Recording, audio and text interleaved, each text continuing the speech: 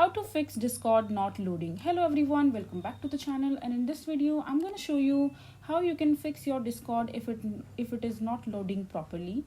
So for that, just make sure that you are running the latest version of Discord application in your smartphone, and once you see if there is no update pending, then your Discord might work fine. And if it is not working, and if it is still not working, then you have to go to your settings.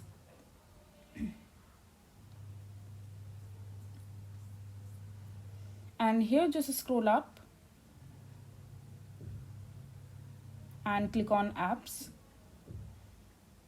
and after that just click on app management, and here just look for Discord, select it,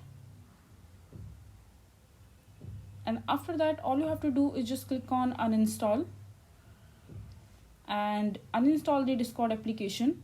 Just click on OK and uninstall the Discord application. And once you uninstall the application properly, just go to your Play Store and download the Discord app again and log into your account properly with your email address or your password.